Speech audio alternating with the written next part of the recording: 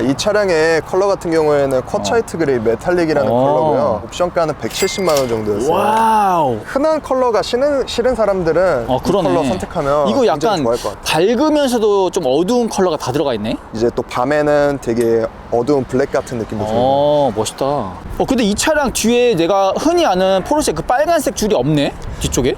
이 차량 같은 경우에는 뒤에 틴티드 테일라이트 옵션 들어가 있어가지고 이렇게 투명한 느낌을 내고 있는데 그러네. 이 옵션을 넣어야 세레모니 옵션이 들어가게 됩니다. 그 밤에 이게 쫙 불 들어오는 거? 그 쫙 들어가는 거는 무조건 이 옵션을 넣어야만 보실 수 있는 옵션입니다. 이거도 가격이 얼마 이건? 이게 금액이 한 100만 원대였던 것 같은데 우와. 정확한 금액은 제가 코멘트로 남겨드릴게요. 근데 이건 낮에는 안 나오겠다, 그지? 네, 낮에는 안 나오고 밤에만 볼 수 있습니다. 루프 스포일러가 블랙인데 하이글로시가 되어 있네? 이게 루프 스포일러 옵션을 안 넣으면 이게 쿼차이트 그레이 컬러가 들어가게 돼가지고 위에 파노라믹 선루프랑 굉장히 좀 약간 일체감이 없어져요. 그래서 저는 이 옵션을 선택을 했고 이게 글로시가 들어가면 훨씬 멋있다. 네, 하이글로시가 들어가야 이게 좀 더 통일된 느낌을 받을 수 있다고 생각이 듭니다. 이게 하이브리드 차량 같은 경우에는 감압식이어가지고 이렇게 눌러서 절대 열 수가 없어요. 안 되는구나. 그래서 운전석으로 따라오셔가지고 이쪽에 보면 주유구 버튼이 있어요.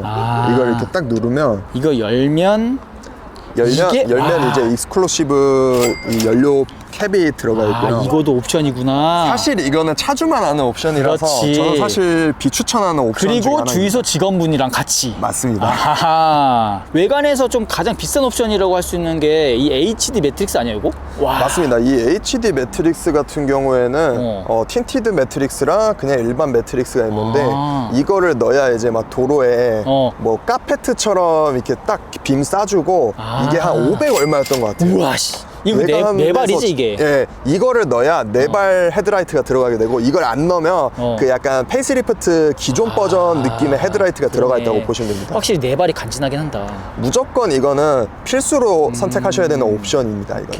근데 이거 휠도 멋있다. 이거 연두색 캘리퍼가 있네. 제 차량 같은 경우에는 지금 22인치 RS 스파이더 휠이 꼽혀져 있고 이 연두색 같은 경우에는 포르쉐에서 이제 공짜로 넣을 수 있는 유일한 옵션 중에 하나인데 이거를 넣으면 이제 엠블럼도 같이 이제 테두리에 연두색이 들어가게 되고 좀 더 나는 개성이 있고 싶다 싶으시면 저는 추천을 드리는 옵션 중에 하나입니다. 근데 오히려 이 연두색이 들어가 더 멋있는 것 같아. 이 연두색 같은 경우에는 무조건 하이브리드 차량에서만 선택하실 수 있는 옵션이고 약간 특이한 약간 시그니처 같은 컬러구나. 맞습니다.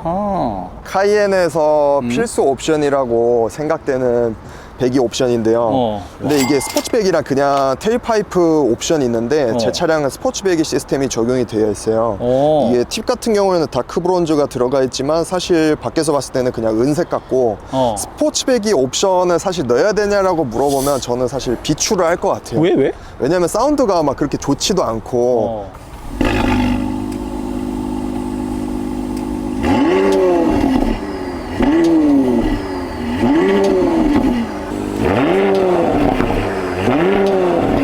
사실 노멀 카이엔인데 막 GTS 같은 우렁찬 배기를 원한다고 하면 사실 조금 기만이지 않을까. 그 실내에서 진짜 모기 소리 나는 게 맞아?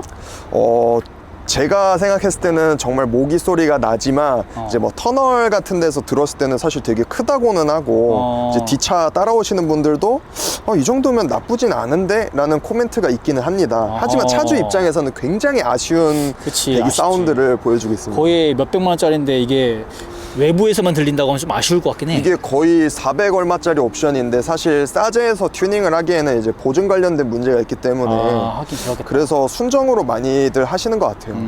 이제 실내 옵션을 살펴볼 건데 이 가죽 이 색상의 이름 뭐지? 그냥 레드 뭐였는데? 이 색상 같은 경우에 정확한 명칭은 보르도 레드라는 컬러인데요. 카이엔 차주분들 사이에서는 정말 필수라고 여겨질 정도의 옵션이고 이 컬러를 안 넣고 이제 그냥 기본 베이지 컬러 아니면 블랙을 선택하시는 분들도 많지만 저는 이 옵션은 사실 필수라고 생각이 그러니까 이게 투톤 아니야? 투톤? 빨간색? 이게 블랙. 예.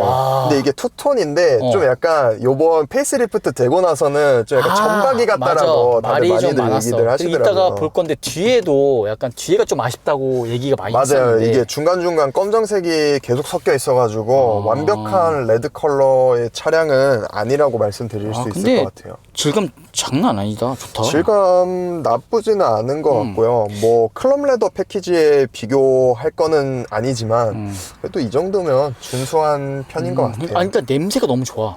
아, 가죽 냄새.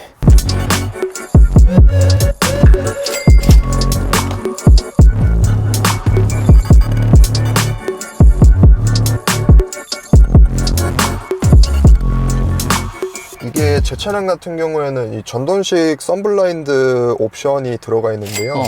이게 금액이 한 100만 원 맞아. 정도였던 것 같은데 이제 뒷자리에 이제 뭐 아기를 태우시는 이제 아버지 같으신 분들한테는 사실 필수 옵션이라고 생각이 되고요. 이게 그래도 전동식이어가지고 그냥 창문 버튼 한 번만 이렇게 딱 누르면 창문 자동으로 버튼으로만 올라가요. 자동으로 그러니까 조절할 수 있는 거구나. 네, 맞습니다. 제 차량 같은 경우에는 포르쉐 크레스트 이 옵션이 지금 앞뒤 다 들어가 있어서 금액이 한 70만 원 정도였고요.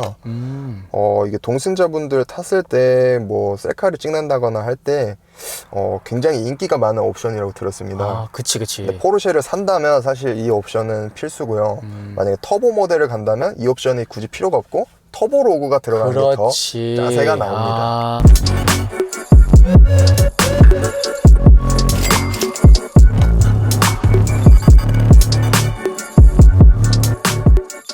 내가 너무 궁금했던 거 조수석 디스플레이 옵션. 이거는 넣은 이유가 있어?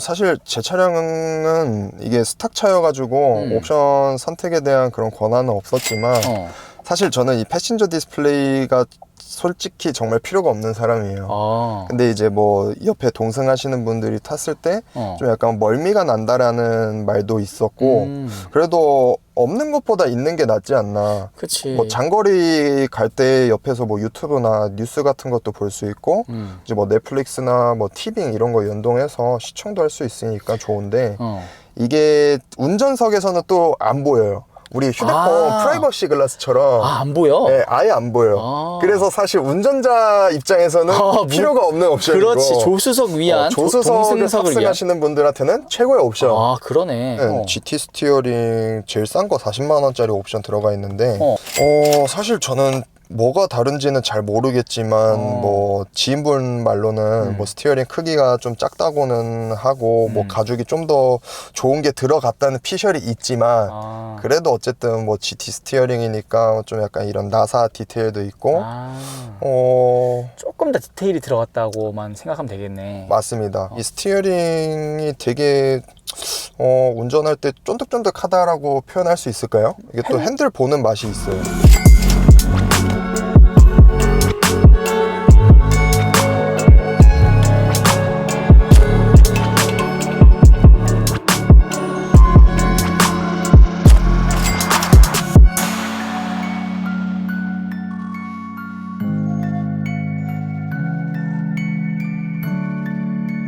이 차량은 하이브리드잖아. 하이브리드인데 전기 충전하면 얼마큼 가고 또 연비는 어느 정도 나와? 제 차량 같은 경우에는 지금 플러그인 하이브리드 차량이고요. 전기를 1회 충전하면 지금 요즘 같은 날씨에는 한 82km 정도 주행 가능하다라고 떠요. 82km? 네.